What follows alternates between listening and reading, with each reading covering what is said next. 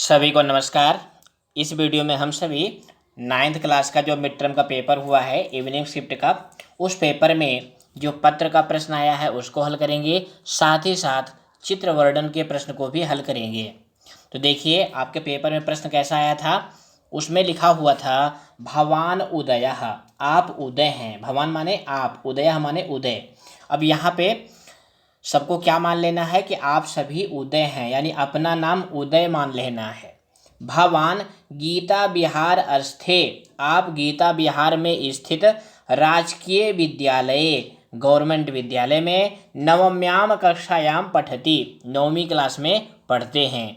भवतः गृहम, आपका घर राजस्थान प्रांते स्थितः अस्ति, राजस्थान प्रांत में स्थित है।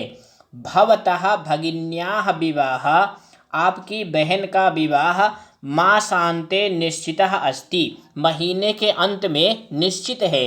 अतः इसलिए भवान आप गृहम गंतुम इच्छति, आप घर जाना चाहते हैं।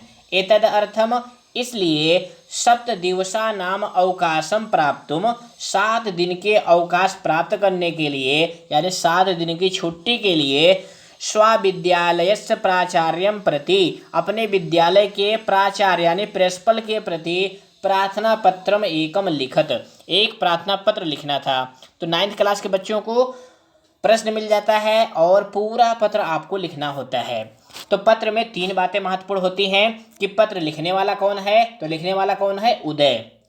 किसको लिखा जा रहा है? प्राचार्य को, यानी प्रिंसिपल को। विषय क्या है? 7 दिन की छुट्टी चाहिए। अब कैसे लिखना था?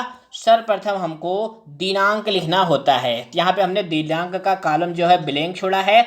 आप सभी जिस दिन पत्र लिखते हैं उस दिन के दिनांक यहाँ पे लिखेंगे। उसके बाद क्या लिखना होता है? सेवायाम। अब सेवायाम का क्या अर्थ होता है? सेवा में। उसके बाद क्या लिखना था?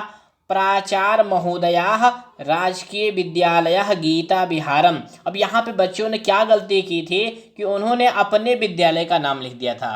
तो जिन जिन बच्चों ने अपने विद्यालय का नाम लिख दिया था उनके 1 नंबर कट हो गए, क्योंकि इसीलिए पत्र के प्रश्न में विद्यालय का नाम दे दिया गया। क्या नाम है? राजकीय विद्यालय। और कहाँ पर स्थित है? गीता विहार में। बस इतना ही लिखना था। प्राचार्य महोदयाः राजकीय विद्यालयः गीता विहारम। उसके बाद क्या लिखना था? विषयः, विषय लिखना था। तो विषय के लिए देखो प्रश्न में ही आया हुआ है सप्तदिवसानाम अवकाशम। तो यहाँ पे लिखना था सप्तदिवसस्य अवकाशार्थम प्रार्थना पत्रम, 7 दिन के अवकाश के लिए प्रार्थना पत्र। उसके बाद क्या लिखना था? महोदय। यहाँ पे हिंदी में लिखते हो ना मान्यवर या श्रीमान, तो उसी तरह से यहाँ पे महोदय लिखना था। उसके बाद लिखना था सविनयम निवेदनम अस्ति, सविनय निवेदन है। यत, यत मतलब कि अहम भवतः विद्यालय नवम्याम कक्षायाम पठामि। अब यहाँ पे पत्र के प्रश्न में देखो क्या लिखा था? भवान नवम्याम कक्षायाम पठति। अब यहाँ पे भगवान को बदलना था आपको अहम में, और पठति को बदलना था पठामि में, क्योंकि अहम जो है उत्तम पुरुष एक वचन का सब्जेक्ट है। तो मैं 9वीं क्लास में पढ़ता हूँ। उसके बाद पत्र के प्रश्न से ही आपको लिख लेना था। यहाँ पे भवतः लिखा था, भवतः मतलब आपका। उसके लिए आपको लिखना था मम। मम माने होता है मेरा। भवतः गृहम, तो यहाँ पे लिखना था मम गृहम, मेरा घर राजस्थान प्रांते स्थितः अस्ति। उसके बाद लिखा था भवतः भगिन्याः, तो यहाँ पे भी लिखना था मम भगिन्याः, मेरी बहन का विवाह महीने के अंत में निश्चित है। उसके बाद देखो प्रश्न में क्या लिखा था? अतः इसलिए भवान गृहम गंतुम इच्छति, इसलिए आप घर जाना चाहते हैं। तो आपको पत्र में लिखेंगे आप अतः इसलिए अहम मैं गृहम गंतुम इच्छामि, यानी जहाँ पे भगवान है वहाँ पे अहम लिख देंगे, जहाँ पे इच्छति है वहाँ पे इच्छामि। यही थोड़े थोड़े परिवर्तन करने होते हैं प्रश्न में, बाकी पत्र पूरा प्रश्न से ही लिखा जा सकता है। उसके बाद क्या लिखना था? अतः प्रार्थे इसलिए प्रार्थना करता हूँ यत कि सप्तदिवसस्य अवकाशं प्रदाय 7 दिन की छुट्टी प्रदान कर अनुग्रहं कुर्वन्तु भवन्तः आप मेरे ऊपर अनुग्रह करें। भवतः महती कृपा भविष्यति आपकी बड़ी कृपा होगी। उसके बाद सादरम धन्यवादः क्या लिखना था? सादरम धन्यवादाः। उसके बाद भवतः आज्ञाकारी शिष्यः आपका आज्ञाकारी शिष्य उदय। अब यहाँ पे भी बच्चों ने गलती की थी, उन्होंने अपना नाम लिख दिया था, तो यहाँ पे अपना नाम नहीं लिखना था। पत्र में जो आपका नाम निश्चित कर दिया जाए वही लिखना होता है। इसलिए हमने आपको कॉपी में लिख करके दिखाया है, कहाँ पे लाइन चेंज करनी होती है, कैसे लिखना होता है, सब कुछ आपको जानकारी मिल गई होगी। उसके बाद प्रश्न नंबर 3 में चित्र वर्णन का प्रश्न आया था। चित्र में दिल्ली में जो बाढ़ आई थी उसी का एक चित्र दिया हुआ था। तो देखो मंजूषा में भी लिखा था जलोपलवस्य यानी बाढ़ का। अब कैसे लिखना था?